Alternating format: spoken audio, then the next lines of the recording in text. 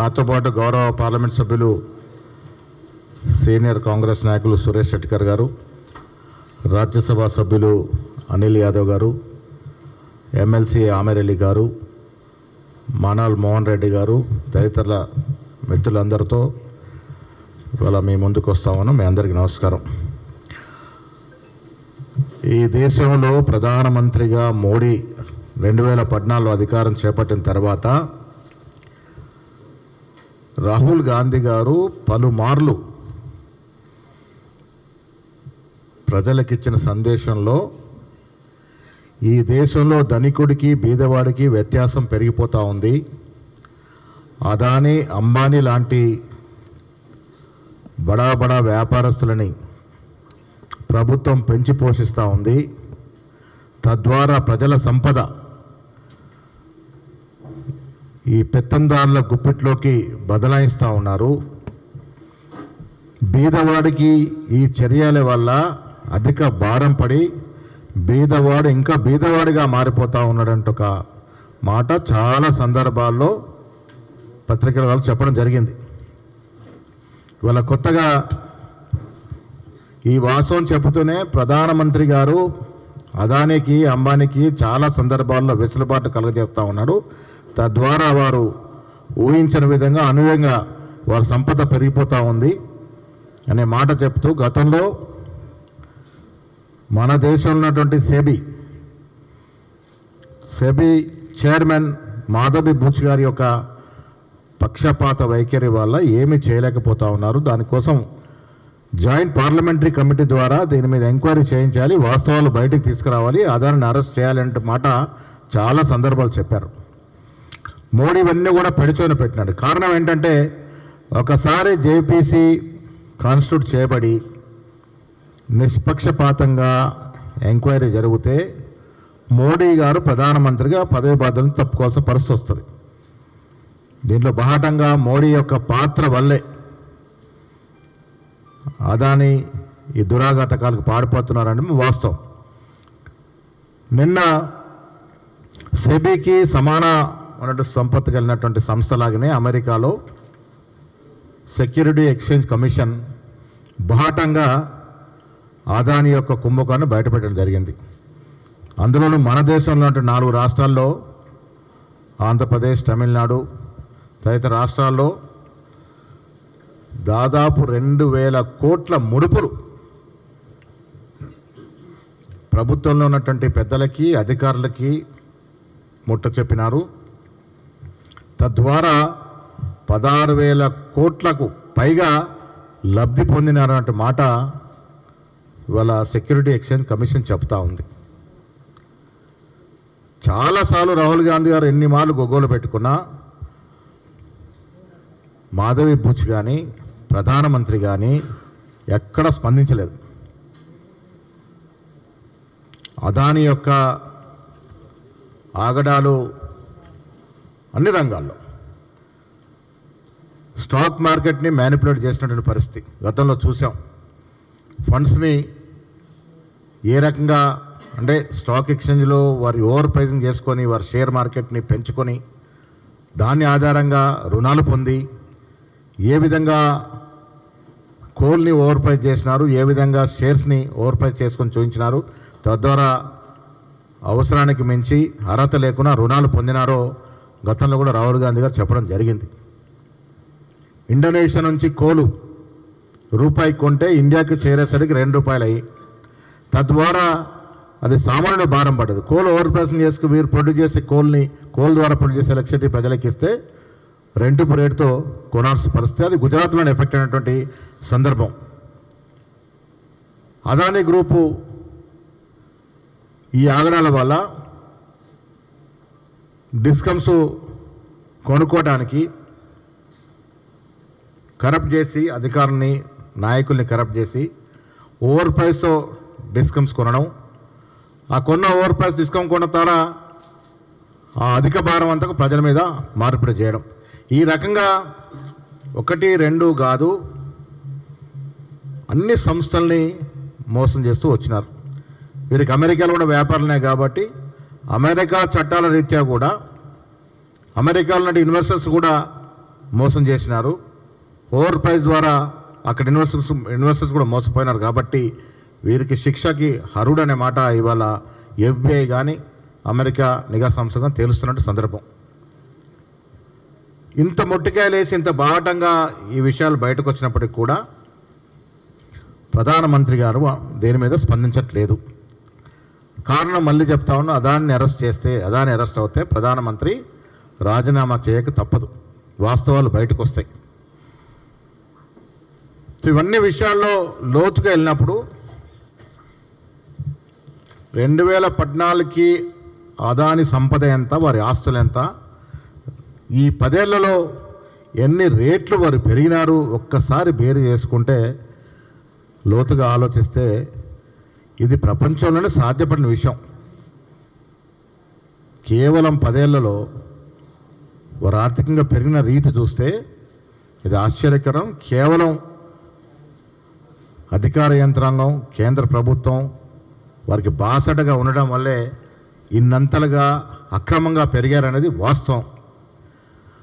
రాహుల్ గాంధీ గారు చెప్పడం, చట్టరీత్యా ఎవరైనా దేశంలో వ్యాపారం చేసుకోవచ్చు, బట్ చట్టాలని ఉల్లంఘించి ప్రజల్ని మోసం చేసి ప్రజల మీద భారం పడే విధంగా పాలసీలు తీసుకొచ్చి ఎలక్ట్రిసిటీలో కానీ ఇతరతర రంగాల్లో కానీ ఈ రకమైన వ్యాపారం చేయడం వల్ల దేశ సంపదకి నష్టము, దేశ సంపదకి విఘాతం కలుగుతోంది. ఇది ఆర్థిక నేరం. పోర్ట్లు, ఎయిర్పోర్ట్ కూడా ఏ రకంగా వారు ఛేదించుకున్నారో మనం గతంలో చూసినటువంటి పరిస్థితి. ప్రధానమంత్రి అండతో ఈ ఆగడాలు చేస్తూ విచ్చలవిడిగా వీరు సంపద పెంచుకున్నారు అనేది వాళ్ళ వాస్తవం అనేది రుజువైంది. ఇలా అమెరికా సంస్థలు చెప్పడం ఇది తేట తెల్లమైంది. రాహుల్ గాంధీ గారు పదే గత సంవత్సరం కాలంగా చెప్తున్నటువంటి మాటలు ఇవాళ నిజమైనవి. ఇవాళ దేశంలో ఒక 100 కోట్ల కరప్షన్ జరిగింది అంటే జార్ఖండ్ ముఖ్యమంత్రిని అరెస్ట్ చేసి లోపల పెట్టినట్టు సందర్భం. నేషనల్ హెరాల్డ్ పేపర్లో, మా పేపర్లో మేము పెట్టుబడులు పెట్టుకున్న తీరును తప్పుపడుతూ రాహుల్ గాంధీ గారిని ఈడీ పిలిచి గంటల తరబడి విచారించినటువంటి పరిస్థితి. మరి ఇలా ఎన్ని వేల కోట్ల కుంభకోణం జరిగింది అని వాస్తవాలు బయటకు వచ్చిన తర్వాత కూడా ఇవాళ మోడీ గారు పెదవిప్పపోవడం అనేది ఈ ఆర్థిక నేరంలో వారికి కూడా భాగస్వామ్యం ఉంది కాబట్టి వారు మాట్లాడట్లేదు. కాంగ్రెస్ పార్టీ డిమాండ్ అదానిని తక్షణమే అరెస్ట్ చేయాలి. తక్షణమే జాయింట్ పార్లమెంటరీ కమిటీ ఈ అలిగేషన్స్ మీద విచారణ జరపాలి. అయితేనే వాస్తవాలు బయటకు వస్తాయి. ఇలా అమెరికా సంస్థలు ఈ వాస్తవాల్ని బహిర్గతం చేసినాయి కాబట్టి ఇప్పటికైనా మేలుకొని ప్రధానమంత్రి గారు చిత్తశుద్ధి ఉండి, మీరు మాటికి ఈ దేశం గురించి గొప్పలు చెప్పుకునే వ్యక్తిగా ఈ దేశంలో ఇంత బాజాప్తా దోపిడీ జరుగుతూ ఉంటే కళ్ళు మూసుకొని కూర్చోవడం అనేది మీ డొల్లతనాన్ని బయటపెడతా ఉంది. తక్షణమే అదాన్ని అరెస్ట్ చేయాలి, జేపీసీ కమిటీని వేయాలి, తద్వారా విచారణ జరపాలి. ఎక్కడెక్కడ ఏ రకంగా అయినా బ్రైబ్ చేశారు, తద్వారంగా ఏ రకంగా లబ్ధి పొందినారు, ఆ లబ్ధి పొందడం మూలాన దేశ ఆర్థికకి ఎంత విఘాతం కలిగింది, సామాన్యుడు ఎంత భారం పడింది, ఇవన్నీ కూడా లోతుగా అధ్యయనం చేయాల్సినటువంటి అవసరం ఉంది. సోలార్ పవర్లో డిస్కౌంట్ చేయించడం కోసం ఈయన నాయకులకి, అధికారులకి 2000 కోట్ల మేరకు ముడుపులు ఇచ్చినారన్నది ఇవాళ బయటకు వచ్చినటువంటి వాస్తవం. దీని మీద తక్షణమే చర్యలు ఉండాలని కాంగ్రెస్ పార్టీ డిమాండ్ చేస్తూ ఉంది.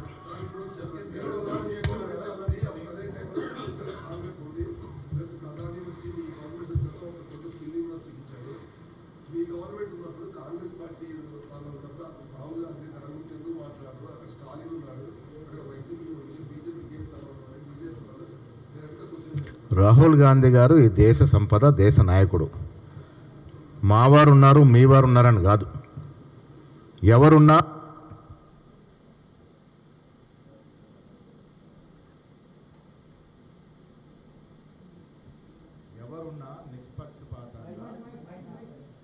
ఎవరున్నా నిష్పక్షపాతంగా విచారణ జరగాలి. దాంట్లో తన మన భేదం లేకుండా ఈ దేశానికి జరుగుతున్న నష్టాన్ని వారు వెత్తి చూపుతా ఉన్నారు.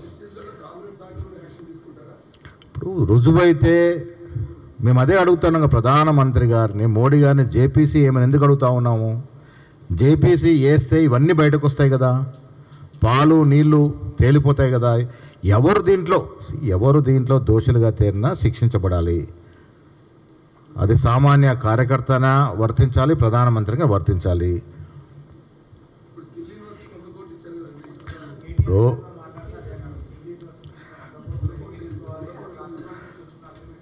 స్కిల్ యూనివర్సిటీకి 100 కోట్లు అదాని వచ్చి ఇచ్చాడు. అది రేవంత్ రెడ్డి గారి సొంత పాకెట్కి ఇవ్వలేదు, స్కిల్ యూనివర్సిటీ కోసం ఇచ్చాడు.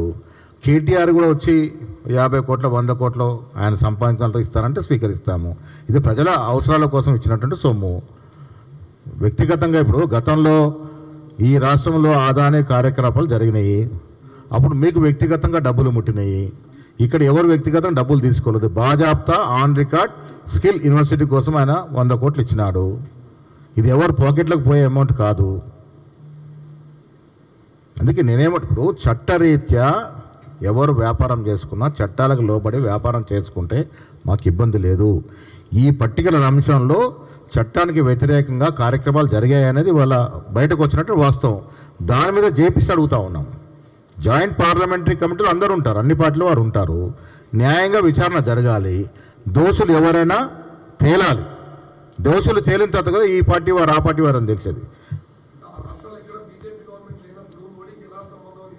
2014 2024 వరకు ఈ దేశంలో జరిగిన ప్రతి లావాదేవీలో, కేంద్ర ప్రభుత్వం ఆధారినటువంటి డిపార్ట్మెంట్ జరిగిన ప్రతి లావాదేవీలో అదాని పాత్ర ఉంది. ఇదొక అంశం. ఈ 4 రాష్ట్రాల్లో సోలార్ పవర్ కోసం వారు డబ్బులు ఇచ్చారనేది ఒక అంశం. కానీ ఇది కాకుండా పోర్ట్స్ కానీ, ఎయిర్పోర్ట్స్ కానీ, కోల్ కానీ, ఆయిల్ కానీ, టెలికాం కానీ, సోలార్ కానీ, ఇవన్నీ కూడా కేంద్ర ప్రభుత్వం ఆధీనటువంటి డిపార్ట్మెంట్సే.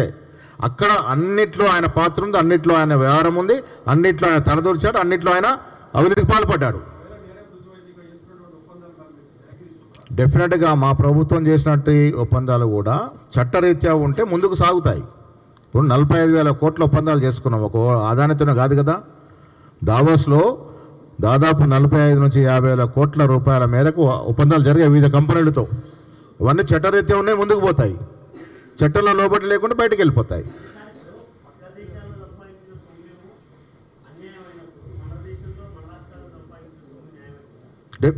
ఎక్కడ చట్టానికి వ్యతిరేకంగా సంపాదిస్తే అది అన్యాయమే అనేది రాహుల్ గాంధీ గారు చెప్తా ఉన్నారు.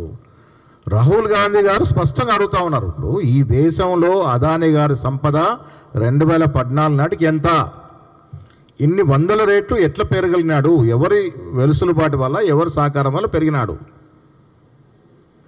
దానికోసం కదా జేపీసీ అడుగుతా ఉన్నాం. ఇప్పుడు నిష్పక్షపాత ఎంక్వైరీ జరగాలి, విచారణ జరగాలి.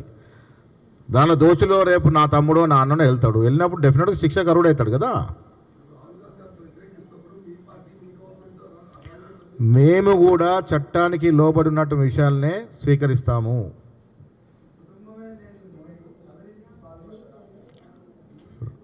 డబ్బు వ్యామోహం కన్నా అధికార వ్యామోహం అన్నది చాలా డేంజరస్ అనేది మన పూర్వీకులు చెప్పినారు. డబ్బు వ్యామోహం కన్నా పదవి వ్యామోహం చాలా భయంకరమైనది. ఎవరితో చేసుకున్నా చట్టరీత్యా చట్టం లోబడి ఉంటేనే ముందుకు పోతాయి. ఇక్కడ టీఆర్ఎస్తో కూడా ఒప్పందాలు జరిగాయి. మేము అధికారంలోకి వచ్చిన ఒప్పందం తప్ప ఇంతవరకు అదానికి ఓ జానడ జాగిచ్చింది లేదు. ఇక్కడ ఒక ఇంచు భూమి ఇచ్చింది లేదు, ఒక అగ్రిమెంట్ చేసుకుంది లేదు. దావోస్లో ప్రపంచవ్యాప్తంగా వచ్చిన కంపెనీలతో ఒప్పందాలు జరిగాయి. దాంట్లో చట్టానికి లోబడి ఉన్న కంపెనీలు ఏమైనా ఉంటే పోతాయి, ముందుకు సాగుతాయి. చట్టానికి లోబడి లేని నిక్కిపోతాయి.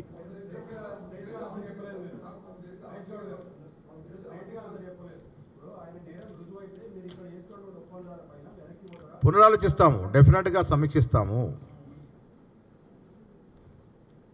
రేవంత్ రెడ్డి గారికి ఒక స్పష్టత ఉంది. రాహుల్ గాంధీ గారు ఒక విషయం మాట్లాడుతున్నారంటే అదే స్పష్టత రేవంత్ రెడ్డి గారిది, మాది కూడా అదే లైను. రేవంత్ రెడ్డి గారిది, మాది కూడా. ఏఐసిసి అగ్రనాయకుడు ఒక విషయం మాడితే అదే లైన్లో మేమందరం ఉంటాము. చట్టానికి లోబడి జరిగే వ్యాపారాలే తెలంగాణలో అనుమతిస్తాము. చట్టానికి వ్యతిరేకంగా ఏ వ్యాపారం ఉన్నా ఇక్కడ అనుమతించబడదు.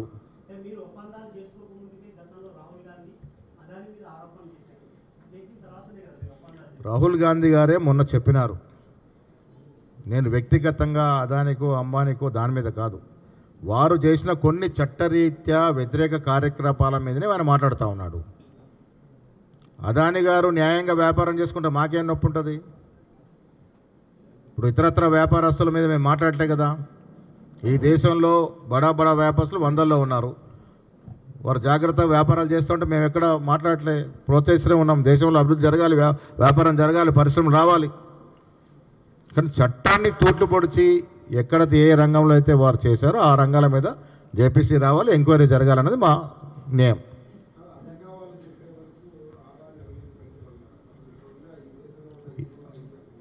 సెబీ పూర్తిగా విఫలమైంది.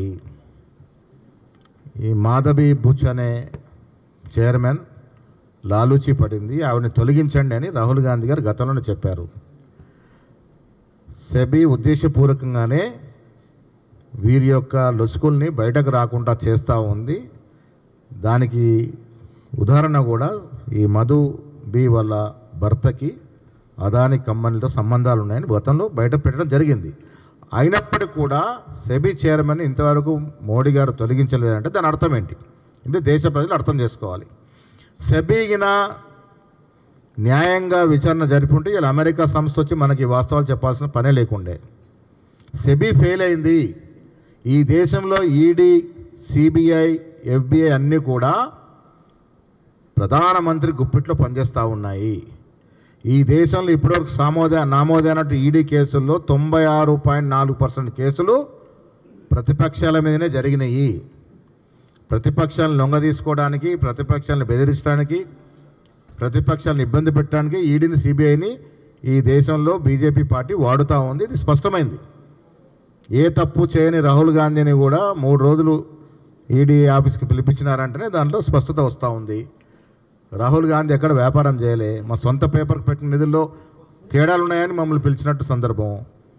సో ఈ దేశం అంతా కూడా బడా బడా వ్యాపారస్తుల కోసం ఈ దేశంలో అంటూ బీజేపీ పార్టీ పనిచేస్తూ ఉంది. ఇది బీద ప్రజానీకం పార్టీ కాదు, ఇది పెత్తందర్ల పార్టీ. కేవలం కార్పొరేట్ సెక్టర్ని ఈ దేశంలో పెంచడానికే పనిచేస్తూ ఉంది. ఇవన్నీ కూడా దానికి ఉదాహరణలు, రుజువులు.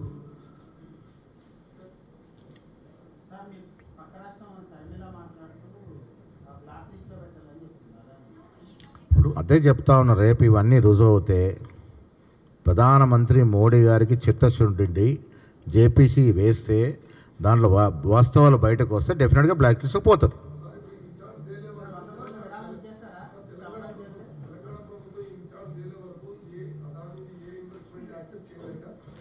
అదాని అయినా అంబానీ అయినా మేం చేసుకున్న ఒప్పందాల్లో నిజాయితీగా ఈ దేశంలో ఉన్న చట్టాలకి లోబడి, మన రాష్ట్రంలో ఉన్న వ్యాపార చట్టాలకు లోబడి ఆ కార్యక్రమాలు ముందు సాగుతాయి. డీవియేషన్ అయ్యి చట్టానికి తోట్టుపడిస్తే ఆఫ్ అవుతాయి. ఇది వాస్తవం. రేపు జేపీసీ పడ్డ తర్వాత, వాస్తవాలు బయటకు వచ్చిన తర్వాత మేము మాట్లాడతాము. మా ప్రభుత్వం ఇప్పటి వరకు చేసుకున్న ఒప్పందాలు చట్టంకు లోబడి ఉంటే ఆ ఒప్పందాలు కొనసాగుతాయి. చట్టానికి విరుద్ధమని తేలితే అన్నీ కూడా రద్దు అవుతాయి.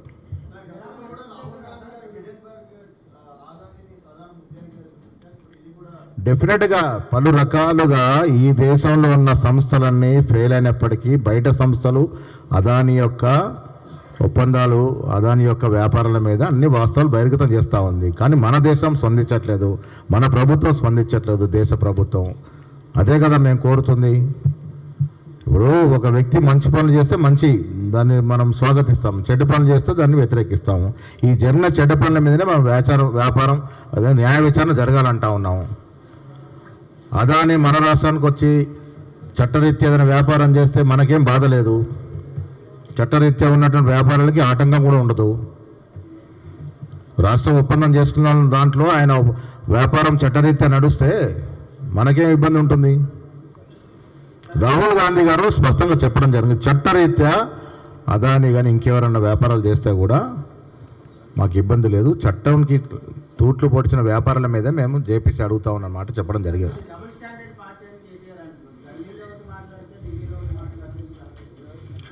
మాది ఒకే స్టాండు, బీద ప్రజల అభ్యున్నతే మా స్టాండు.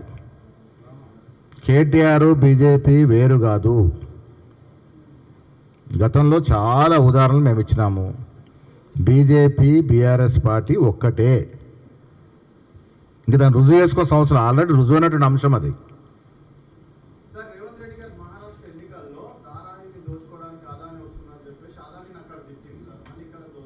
అరే ఇప్పుడు నేను దుబాయ్లో ఒక నేరం చేస్తా, అక్కడ అది నేరం, నేను ఇక్కడ నేరం చేసేంత వరకు ఇక్కడ నేరస్తుంది కాదు కదా. ఇప్పుడు నేనేమంటాడు,